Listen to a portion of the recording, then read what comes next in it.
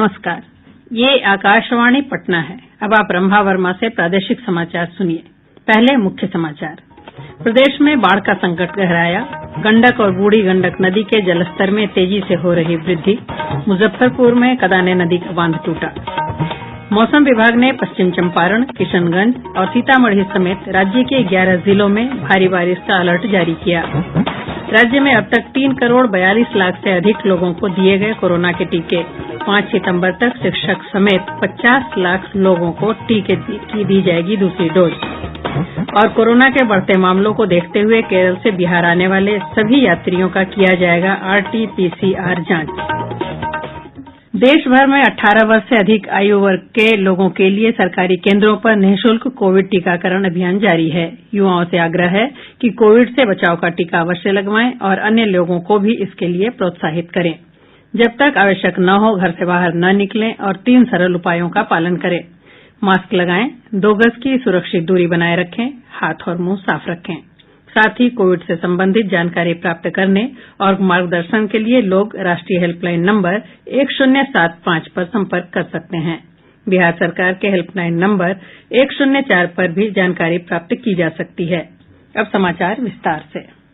उत्तर बिहार के साथ साथ नेपाल के जलग्रहण क्षेत्रों में लगातार हो रही बारिश से राज्य में बाढ़ का संकट एक बार फिर गहरा गया है। गंगा और बूढ़ी गंडक नदी के जलस्तर में तेजी से बढ़ोतरी हो रही है। शिवहर जिले में बागमती नदी का जलस्तर डुब्बा घाट में खतरे के निशान के पास पहुंच गया है और लगातार बढ़ रहा है। वहीं कटौंझा में नदी का जलस्तर 13 सेंटीमीटर और बेनीबाद में 2 सेंटीमीटर की बढ़ोतरी दर्ज की गई है। इधर मोतिहारी में बागमती नदी का पानी बढ़ने से शिवहर मोतिहारी पथ पर यातायात ठप हो गया है। मुजफ्फरपुर जिले के सकरा थाना क्षेत्र के सुंदरपुर गांव में कदाने नदी का बांध टूट जाने से निचले इलाकों में बाढ़ का पानी प्रवेश कर गया है। मधुबनी जिले सेसई पंचायत में बाढ़ का पानी प्रवेश कर जाने से लोगों ने ऊंचे स्थान पर शरण ली है। वहीं समस्तीपुर जिले में भी लगातार हो रही भारी बारिश के कारण बाढ़ प्रभावित इलाकों में स्थिति गंभीर हो गई है। वैशाली जिले के सहदेई बुजुर्ग प्रखंड में वाया नदी के लगातार उफान पर रहने के कारण अनेक गांवों में बाढ़ का पानी फैल गया है। नदी का पानी सहदेई खुर्द से समहौता चंवर होते हुए पहियार जाने वाली सड़क पर पहुंच गया है, जिससे आवागमन प्रभावित है। मौसम विभाग ने पश्चिम चंपारण, किशनगंज और सीतामढ़ी समेत राज्य के 11 जिलों में भारी बारिश का अलर्ट जारी किया है। मौसम विज्ञान केंद्र पटना की वैज्ञानिक आरती गुप्ता ने बताया कि उत्तर और दक्षिण पूर्व बिहार के कुछ स्थानों पर भारी बारिश और वज्रपात की आशंका है। मानसून ट्रफ रेखा हिमालय की तराई क्षेत्र से गुजर रही है एवं संपूर्ण बिहार बादलों से आच्छादित है। इन मौसमी कारकों के प्रभाव से अगले 24 घंटों के दौरान उत्तर बिहार एवं दक्षिण पूर्व बिहार के अधिकांश भागों में और शेष बिहार के अनेक स्थानों में हल्की से मध्यम वर्षा मेघ गर्जन के साथ होने का पूर्वानुमान है। वहीं उत्तर बिहार के पश्चिमी चंपारण एवं किशनगंज जिले के 1-2 स्थानों पर भारी बारिश एवं पूर्वी चंपारण, सीतामढ़ी, मधुबनी, सुपौल, अररिया, पूर्णिया, भागलपुर, मुंगेर, मुजफ्फरपुर एवं समस्तीपुर में भारी बारिश की चेतावनी है। प्रदेश में पिछले 24 घंटों के दौरान 3 करोड़ 42 लाख 43 हजार से अधिक लोगों को कोविड से बचाव के टीके लगाए जा चुके हैं। वहीं स्वास्थ्य विभाग ने 5 सितंबर तक सरकारी और गैर सरकारी शिक्षकों सहित दूसरे डोज से वंचित सभी लोगों को कोरोना का टीका देने का लक्ष्य रखा है। राज्य स्वास्थ्य समिति के कार्यपालक निदेशक संजय कुमार सिंह ने बताया कि विशेष अभियान के तहत 50 लाख लोगों को टीके की दूसरी डोज दी जाएगी। उन्होंने कहा कि इसके लिए 28 और 29 अगस्त तथा 2 सितंबर को अतिरिक्त टीका केंद्र सरकार की ओर से उपलब्ध कराया जाएगा। इधर देश भर में 61 करोड़ 13 लाख से अधिक लोगों का टीकाकरण किया गया है। स्वास्थ्य मंत्रालय ने कहा है कि प्रथम पंक्ति के 100% कर्मियों और 99% स्वास्थ्य कर्मियों को कोविड टीके की पहली खुराक दी जा चुकी है। केंद्रीय स्वास्थ्य सचिव राजेश भूषण ने कहा कि 83% स्वास्थ्य कर्मियों और 79% प्रथम पंक्ति के कार्यकर्ताओं को टीके की दूसरी खुराक मिल चुकी है। उन्होंने कहा कि 45 वर्ष से ऊपर के 50% लोगों को पहली खुराक और 15% लोगों को टीके की दूसरी खुराक दी जा चुकी है। हमने 46.69 करोड़ पहली डोज देश भर में एडमिनिस्टर की हैं, 13.70 करोड़ दूसरी डोज एडमिनिस्टर की हैं और कुल 60 करोड़ से अधिक डोजेज एडमिनिस्टर की हैं। पिछले 24 घंटों में देश में 80 लाख डोजेज एडमिनिस्टर की गई।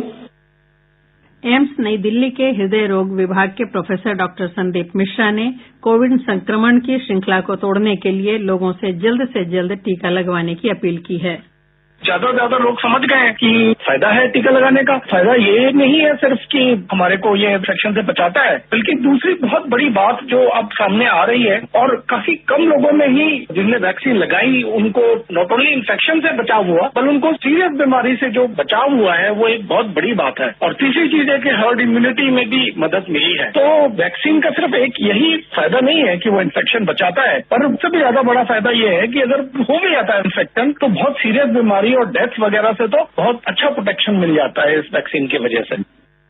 प्रदेश में पिछले 24 घंटों के दौरान कोरोना संक्रमण के 15 नए मामलों की पुष्टि हुई है। स्वास्थ्य विभाग के अनुसार राज्य के 28 जिलों से एक भी नए मामले सामने नहीं आए हैं। अब तक 7,15,894 मरीज स्वस्थ हो चुके हैं। स्वस्थ होने की दर 98.63% है। सक्रिय मरीजों की संख्या 106 हो गई है। वहीं बांका, बक्सर, गया, खगड़िया समेत 13 जिलों में कोरोना के एक भी सक्रिय मरीज नहीं हैं। कोरोना के बढ़ते मामलों को देखते हुए केरल से बिहार आने वाले सभी यात्रियों की आरटी-पीसीआर जांच की जाएगी। स्वास्थ्य विभाग ने केरल में कोरोना के बढ़ रहे मामलों को देखते हुए वहां से आने वाले रेल और हवाई यात्रियों की जांच करने का निर्देश दिया है। पटना के civil surgeon doctor Vibha Singh ने बताया कि Patna junction, Danapur railway station और पटना एयरपोर्ट पर आने वाले यात्रियों की जांच होगी। उन्होंने कहा कि पॉजिटिव पाए जाने पर यात्री को आइसोलेशन सेंटर में क्वारंटाइन किया जाएगा। राज्य के स्वास्थ्य विभाग के कार्यालय और अस्पताल 1 सितंबर से तंबाकू मुक्त किए जाएंगे। विभाग के अपर मुख्य सचिव प्रत्यय अमृत ने बताया कि सभी सिविल सर्जन और क्षेत्रीय कार्यालय प्रमुखों को इसका निर्देश भेजा गया है। उन्होंने कहा कि राज्य में 26% लोग तंबाकू का सेवन करते हैं, जबकि 23% लोग चबाने वाले तंबाकू का प्रयोग करते हैं। प्रादेशिक समाचार आप आकाशवाणी पटना से सुन रहे हैं। केंद्रीय श्रम और रोजगार मंत्री भूपेंद्र यादव ने असंगठित कामगारों के राष्ट्रीय डेटाबेस ई श्रम पोर्टल की शुरूआत करते हुए कहा कि इस पोर्टल पर देश के असंगठित क्षेत्र के कामगारों का विवरण दिया जाएगा। श्री यादव ने कहा कि इस पर पंजीकरण की प्रक्रिया काफी सरल है। इस बात का जरूर ध्यान रखा है कि इसको बनाते समय सरल रजिस्ट्रेशन की पद्धति हो। सरल रजिस्ट्रेशन की पद्धति का अर्थ है कि अगर एक मजदूर के मोबाइल से 4 लोगों का भी रजिस्ट्रेशन है तो उस संकल्पना को भी हमने साकार किया है। इतना ही नहीं, जिनके पास मोबाइल नहीं है वो भी पड़ोस के जो हमारा इंफॉर्मेशन सेंटर है उसमें जाकर के अपने अंगूठे के माध्यम से भी इस पर रजिस्ट्रेशन करा लेंगे। जैसे ही उनकी रजिस्ट्रेशन की प्रक्रिया पूरी होगी, डिजिटल माध्यम से उनको रजिस्ट्रेशन का कार्ड प्राप्त हो जाएगा। वहीं राज्य के श्रम संसाधन मंत्री जीवेश कुमार ने कहा है कि प्रदेश के सभी कामगारों को परिचय पत्र दिया जाएगा। उन्होंने कहा कि श्रमिकों का निबंधन कराने का लक्ष्य 31 दिसंबर तय किया गया है। ई पोर्टल पर गैर संगठित क्षेत्र के श्रमिकों का पंजीकरण होने से उन्हें केंद्र और राज्य सरकारों की कल्याणकारी योजनाओं का लाभ मिल सकेगा। एक रिपोर्ट।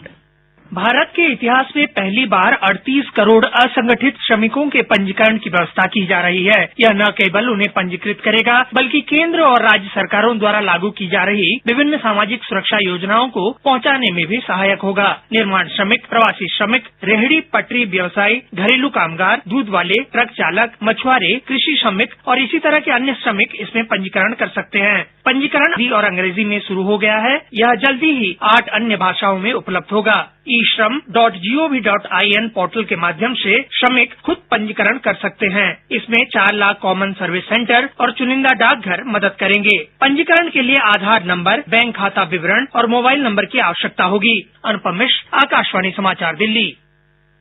राज्य के 10 जिलों में स्नातकोत्तर की पढ़ाई शुरू होगी। शिक्षा मंत्री विजय कुमार चौधरी ने बताया कि सुपौल, किशनगंज, लखीसराय, जमुई, अरवल, बांका समेत अन्य जिलों में स्नातकोत्तर की पढ़ाई नहीं हो पा रही थी, जिससे उच्च शिक्षा प्राप्त करने वाले छात्रों को परेशानी का सामना करना पड़ रहा था। उन्होंने कहा कि सुपौल और जमुई में पीजी की पढ़ाई शुरू करने का आदेश दे दिया गया है। जल्द ही अन्य स्थानों पर भी स्वीकृति देने की प्रक्रिया जारी है। राज्य में पंचायत चुनाव की अधिसूचना जारी होने के साथ ही चुनाव कार्य में तेजी आ गई है। राज्य निर्वाचन आयोग ने कहा है कि चुनाव के दौरान एक कर्मचारी को अधिकतम 4 चरण में ही तैनात किया जा सकेगा। आयोग के सचिव मुकेश कुमार सिन्हा ने कहा है कि प्रत्येक मतगणना टेबल पर एक महिला कर्मी को मतगणना सहायक के रूप में तैनात किया जायेगा। उन्होंने कहा कि मतदान केन्द्र के 100 मीटर के अंदर किसी प्रकार का चुनाव प्रचार नहीं किया जा सकेगा। बिहार विद्यालय परीक्षा समिति ने राज्य के सभी स्कूलों के प्रधानाध्यापकों को निर्देश दिया है कि ग्रेस मार्क्स से मैट्रिक पास करने वाले छात्रों से बकाया पंजीयन और आवेदन शुल्क लेकर ही प्रमाण पत्र दें। समिति ने कहा है कि बिना शुल्क लिए किसी छात्र को प्रमाण पत्र या अंक पत्र दिया जाता है तो इसके जिम्मेदार प्रधानाध्यापक होंगे। राज्य परिवहन विभाग ने कोविड-19 के नाम पर अधिक किराया वसूलने वाले 72 बस चालकों और संचालकों पर जुर्माना लगाया है, जबकि 11 बसों को जब्त किया गया है। इसके साथ ही 4 बसों के परमिट को रद्द करने की अनुशंसा है। पूर्वी चंपारण जिले के कोटवा थाना क्षेत्र में शौचालय की टंकी में दम घुटने से 4 लोगों की मौत हो गयी। भोजपुर जिले के आरा सदर प्रखंड के अंचलाधिकारी परवीन कुमार पांडेय को कार्य में लापरवाही बरतने के आरोप में राजस्व और भूमि सुधार विभाग ने निलंबित कर दिया है। पटना जिले के कंकड़बाग थाना क्षेत्र की पुलिस ने शराब के साथ 2 लोगों को गिरफ्तार किया है। अब पटना से प्रकाशित प्रमुख समाचार पत्रों की सुर्खियां। आज के सभी समाचार पत्रों ने बिहार पुलिस में महिलाओं की भर्ती की खबर को प्रमुखता से प्रकाशित किया है। हिन्दुस्तान की सुर्खी है, बिहार में और 60,000 पुलिसकर्मी बहाल होंगे। पहली बार 596 महिला दारोगा बिहार पुलिस को मिली। दैनिक जागरण ने लिखा है, बिहार ने रचा इतिहास, पहली बार एक साथ मिली 596 महिला दारोगा। दैनिक भास्कर ने राज्य में चल रहे शिक्षक नियोजन पर खबर दी है। 2 चरण में 85,920 पदों की काउंसिलिंग, 47,906 खाली ही रह गए। प्रभात खबर लिखता है, पटना के अजय बने आरबीआई के नए कार्यपालक निदेशक। आज अखबार की सुर्खी है, कोरोना काल में अनाथ हुए बच्चों को लेकर सुप्रीम कोर्ट सख्त।